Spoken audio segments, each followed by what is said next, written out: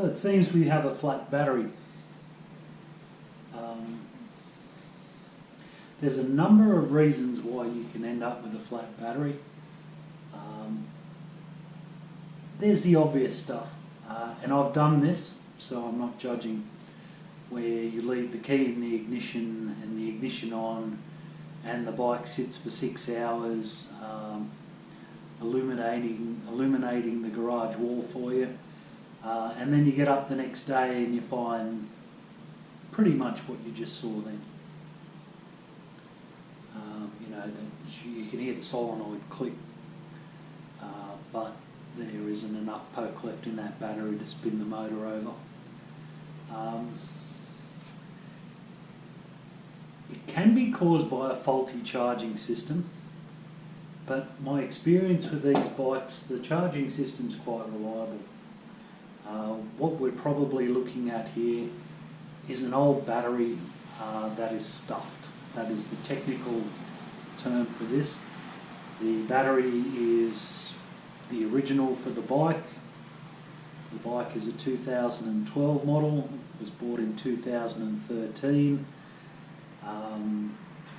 It has a lot of kilometres on it. When the bike was compiled, that means assembled, when that was compiled in 2012, the battery might have already been a year or two old, who knows. But I'm a bit unclear as to whether or not it would have had acid in it. Probably not. So really when the bike was compiled, that's when the battery would have had acid in it, and that's when the clock starts ticking for the lifespan of the battery. So we're looking at an eight-year-old battery nearly. It's 2020 at the at the time of filming. So we're looking at an eight and a half year old battery really.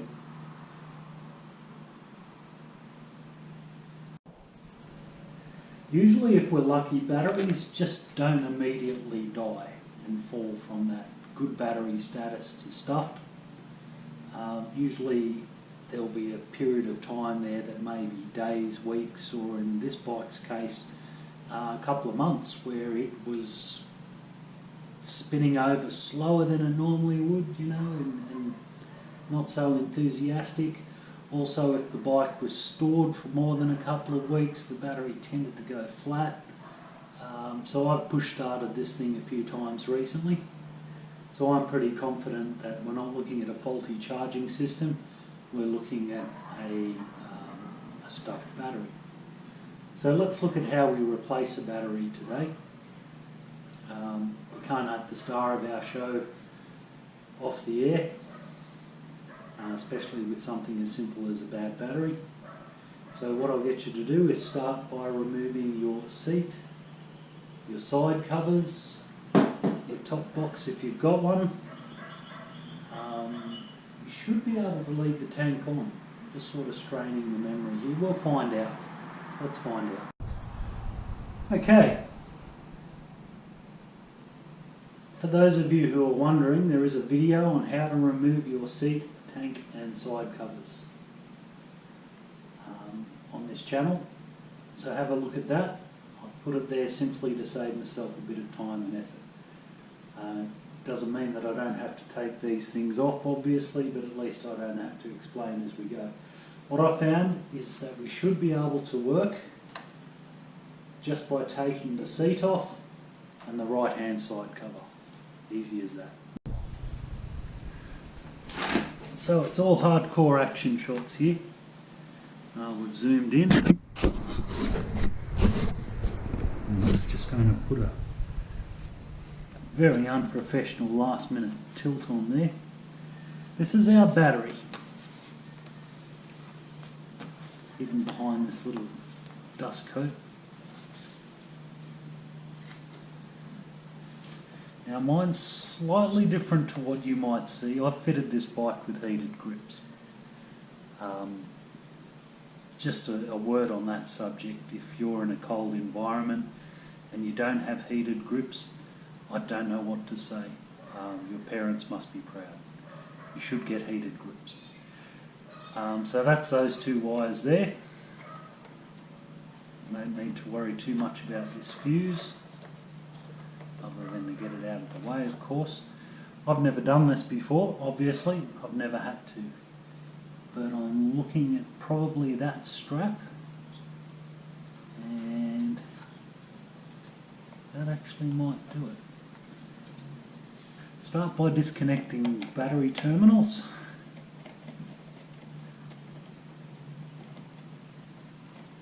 I'm disconnecting the negative first. It's usually a very safe choice.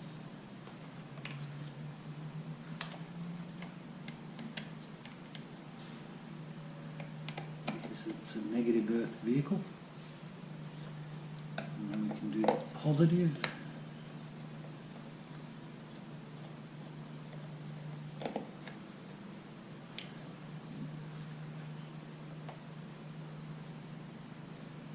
So these two guys here, wow, I even colour coded those. They must have been one of my more enthusiastic efforts.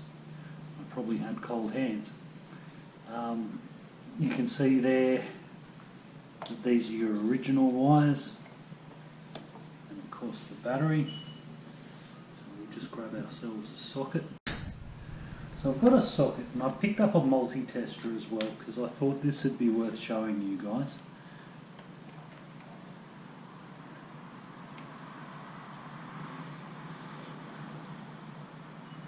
So the battery voltage at the moment is 11.87. So that's technically flat. So there we go, we've got two technical terms today. We've got stuffed and flat. There we go. Just need to make sure these two probes are on properly. Now, a fully charged battery will be up at around 12.5, 12.6. Once you get down to about 12.2, 12.1, it's going to struggle to start. And I mean struggle by the time you get down to 12.1 volts. When you get to 12 or below, your chances of starting it are reduced incredibly as far as the starter mode is concerned, and you will be pushing it. So I've walked up and tried to start the bike today. I was going to run down to the post office with it because that's one of the things that I do, and I was quite disappointed to discover that I was going to be taking our van instead. I always take the opportunity for a ride. Alright, so that's what a stuffed battery looks like. Now let's work out how to get this old battery out so we can get a good battery in.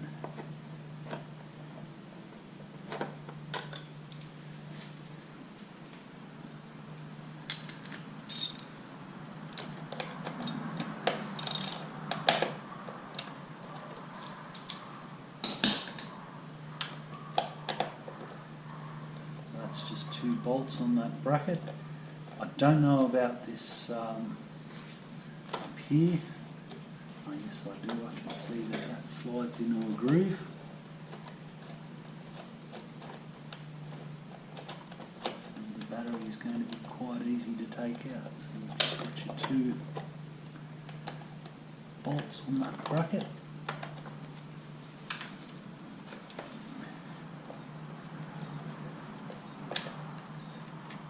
There we go.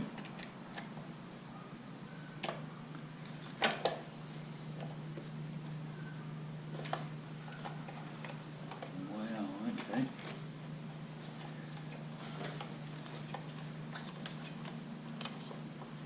I've just unclipped those from the channels up the top. That's got that out of the way. Now we can take our bracket away.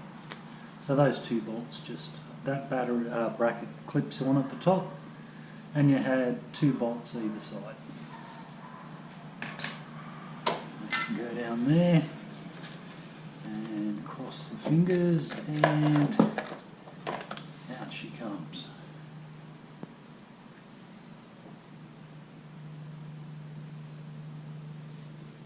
Okay, interesting. So I've just been having a quick look at that.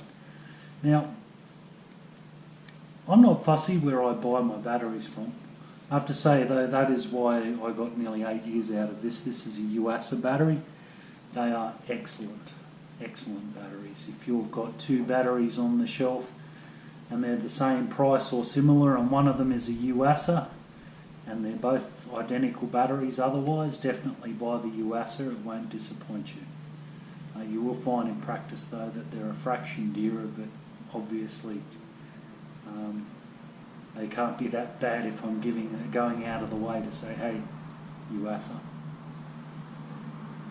Okay, so as I was going to say, I'm not fussy where I buy them. I have auto parts stores that are nearby, so I tend to just roll down to those, and I take my battery with me. It just simplifies it. My auto parts store wouldn't have a clue as far as motorcycle batteries are concerned. They're not much better with car batteries, to be honest. They are what they are. They are good at selling wiper blades. But they have a good range on the shelf, and I should be able to get one of these. When you purchase a battery, you need to make sure, obviously, dimensions. If you buy a battery that's bigger than this, it is not going to fit into that battery box, is it? There is a trend towards smaller, lightweight NiCad batteries and the like. You're on your own with that one, but I do actually see benefits in having a smaller, lighter battery. Voltage. Motorcycle batteries come in 2 voltages. This one is a 12 volt, 6 amp hour. Okay, so you can see that there. The voltage is incredibly important. You can't start a 6 volt, you can't start a 12 volt bike with a 6 volt battery, and you're going to have a lot of fun if you put a 12 volt battery into a 6 volt bike.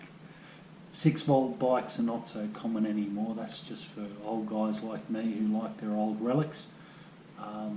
12 volts is generally the standard now, but you need to be aware of it.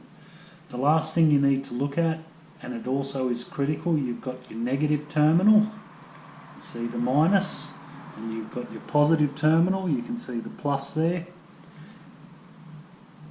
Best if you get a battery that's oriented the same, because obviously those wires, crossing those over would get really interesting.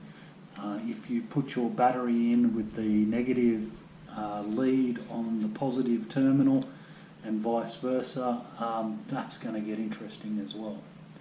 I'm not really sure what would happen if you did that. Could be interesting. I can think of a few things straight off the top of my head, and probably quite damaging. So there you go. I suppose I should go shopping.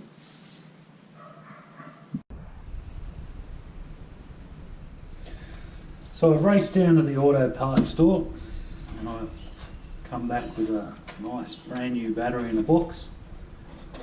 Let's see what's inside. An owner's manual. Well, you know, it never hurts to read those. I suggest that you do. Some bolts for our battery terminals. Oh, now we're into the meat and potatoes. A battery. And some electrolyte. Battery acid. So why do we get all of these? When you first get your battery, it's going to be dry. That's empty. And the idea here is that you add your acid to the battery, let it sit for 20 minutes. You could install it while it's sitting, there's no harm in that. And after that 20 minutes time, you can use it. Some manufacturers will suggest that you charge it.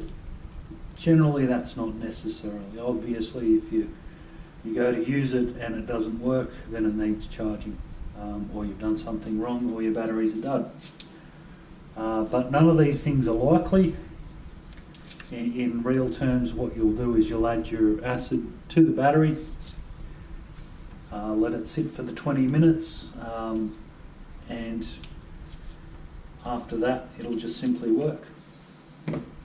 So I'll start by removing this little gem here. Now, if you have a look, hopefully you can see it, you've got these lovely little pipes sticking out, and they're at an angle, and they'll actually punch a hole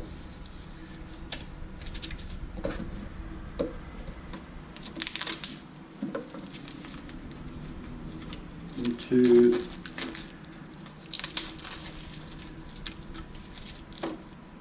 those little foil caps that are on the top of the acid container. Now they're individuals, so theoretically there's enough acid in there to fill the battery right up. So it's pretty straightforward. Line them up.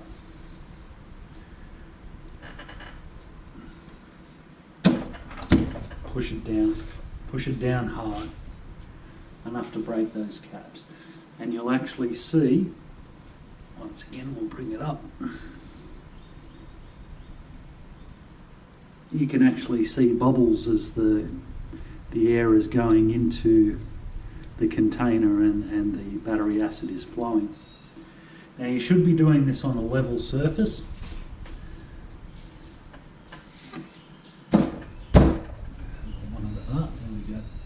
That one there just wasn't quite doing it. And we just need to let that trickle in. Now this is one of those things where it's not a spectator sport. Grab yourself a coffee, of course. Unless the sun's up and you may prefer a beer, it's your choice. But we'll let that drain off and then we'll come back. And we've already drained off. That took about 2 or 3 minutes. It didn't take long. As long as it's bubbling, it doesn't matter if it takes 10 minutes, as long as the level in these is dropping and you've got a good flow of bubbles in each of these 6 little containers, then eventually it will fill. So we just simply take that out now. You can see that the holes that were popped by those little tubes sticking out. Now this, you might remember, was on the top of the acid containers, and I hope you didn't throw that out, because that simply goes over the top now and seals your battery.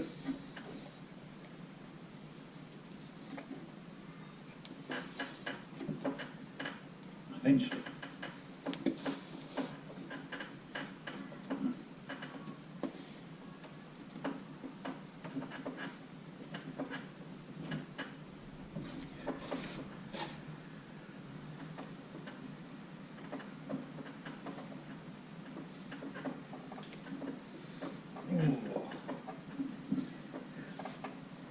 It is designed to be sealed, you may have gathered.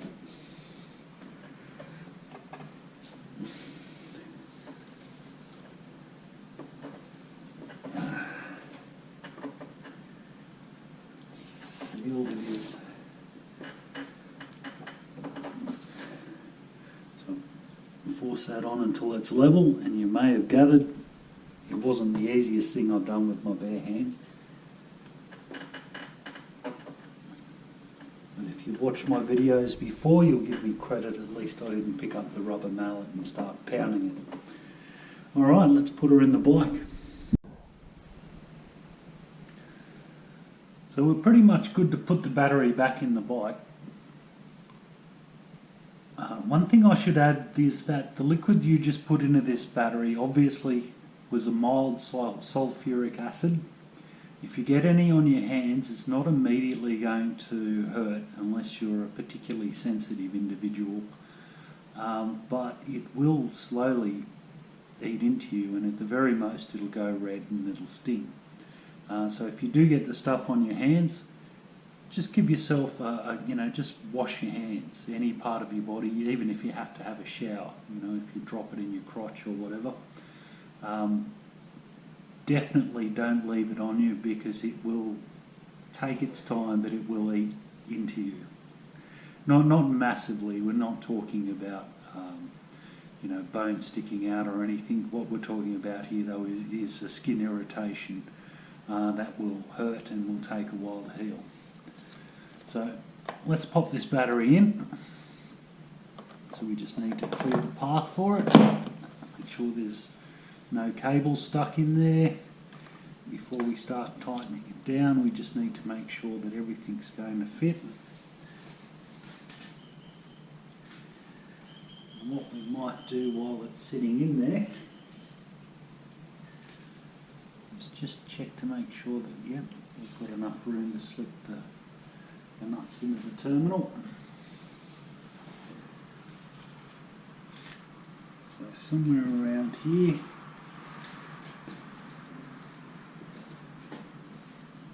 should be our clamp.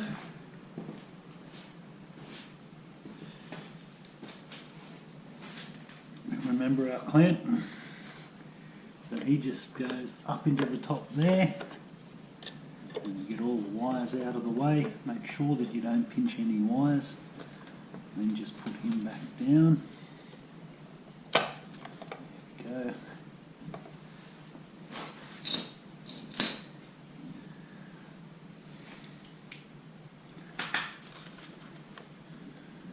And we've got one over there. On the bolt. And we'll just put that in loosely.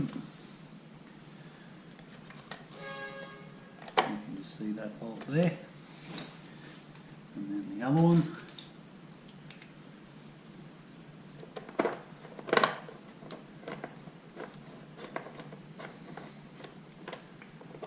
it a bit tighter. And tighten that one up so they're now both finger tight. Now all it does is restrain the battery, so it doesn't have to be incredibly tight.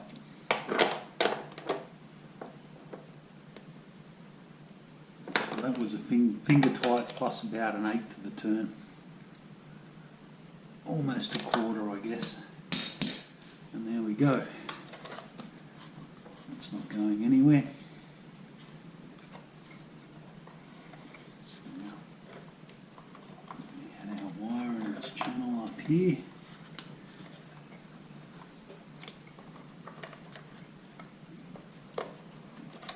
This guy's out of the way.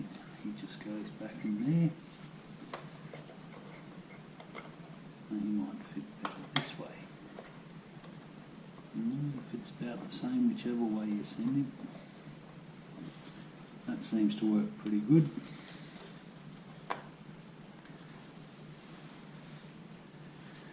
We get our new bolts that came with the battery, and we're just going to slip those in the side of the battery.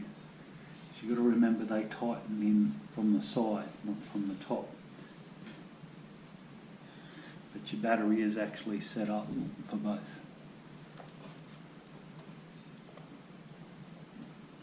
There we go. I'm going to connect the positive first.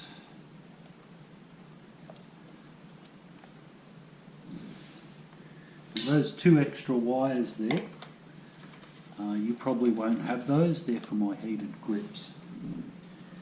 Because of the amperage that heated grips use, they have to run directly off the battery.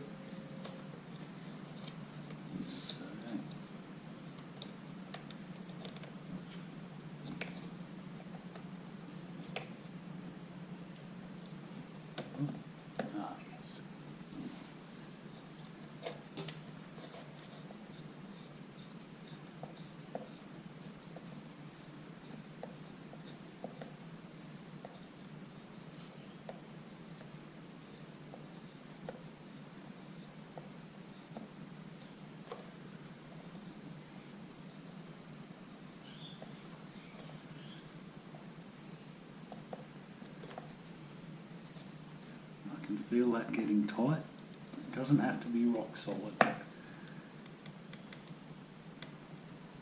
Just as tight as the screwdriver will do it is more than enough.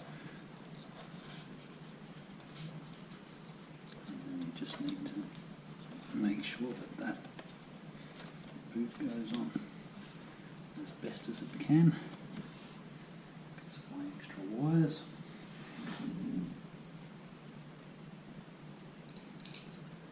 Boot there is to stop the positive terminal from touching anything. There's nothing that the positive terminal can touch anyway. It's a negative earth vehicle, so that means that most items only have one wire going to it, and it actually the current returns through the body of the vehicle. This is very, very common with motorcycles, cars, trucks, buses, planes, trains, automobiles.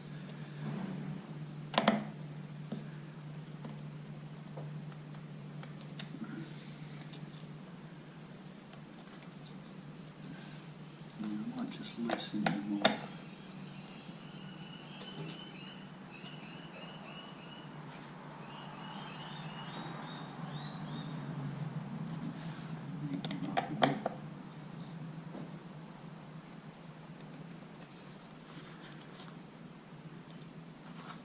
And that's basically it.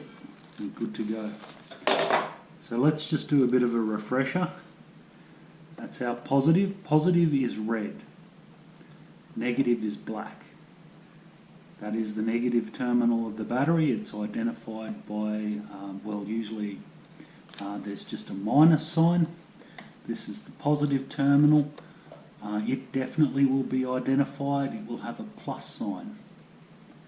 So your red terminal goes to the positive and the black goes to the negative. And that's fairly universal, by the way, in most countries of the world.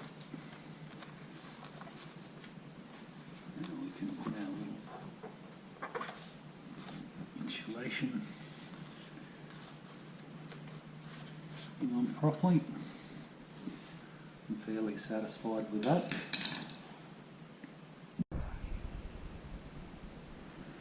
Now, when I first poured the battery acid, I actually measured the voltage of the battery and it was 11.15. And it's taken us maybe 10 minutes to fit this all up. And we're now up at 12.7. So I'll just show you that. 12.7 volts. And that's a very normal voltage for a fully charged battery. That's a very healthy voltage. And it should be too, because it's a brand new battery. I'm going to show you a quick way to check your charging system.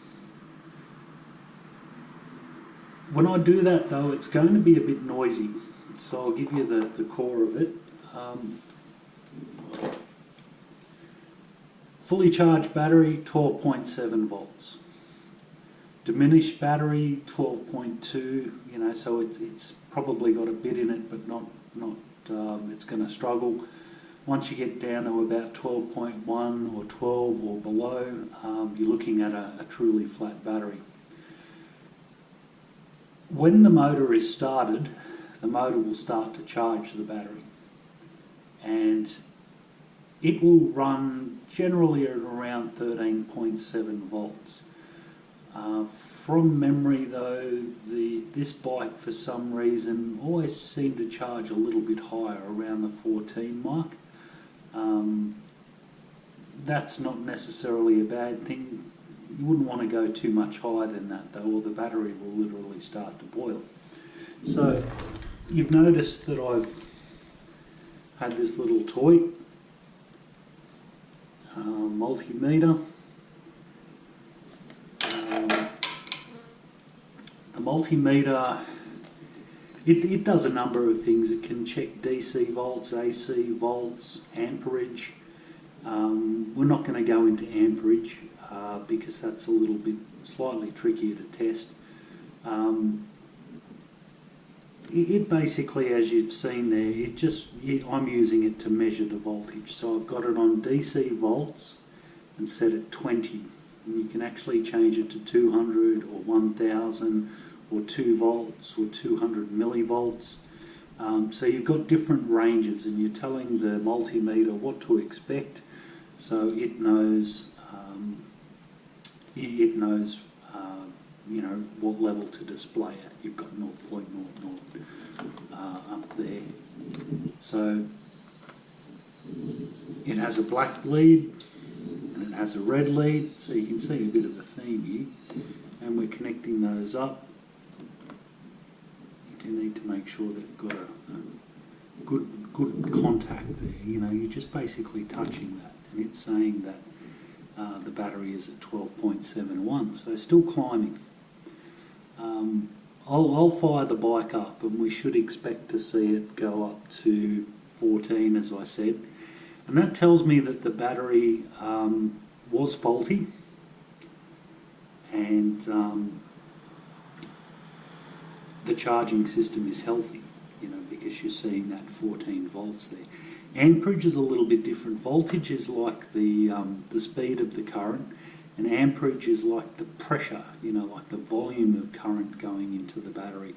And they're clearly separate. You can have 14 volts and 1 amp, or you can have 14 volts and, say, 200 amps. Now, 14 volts and 1 amp is a very mild sort of a current. There's not a lot there. 200 amps, on the other hand, is like a torrent, and it will even kill you. 200 amps, quite dead. So there's a bit of a comparison. So you consider it to be like a little bit like a pipe. A little pipe doesn't have a lot of volume. A big pipe does, and that's what amperage is about. Voltage is what we're going to focus on, because if you don't have volts, you certainly won't have amps, if that makes sense. All right.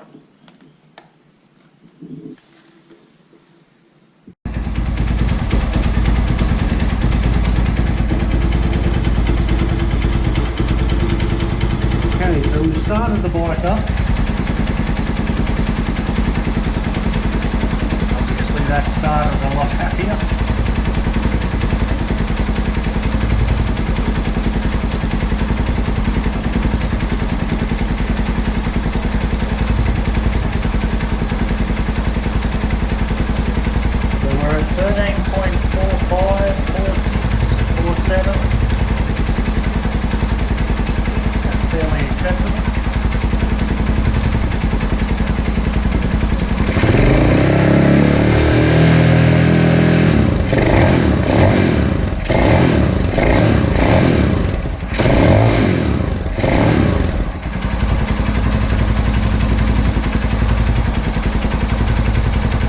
Voltage increases when we rev the motor, but 13, not 12.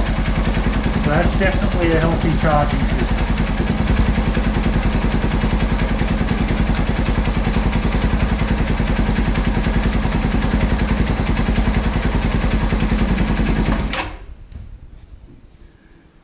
So that's how you change the battery on your CB125E. Hope this helps you out.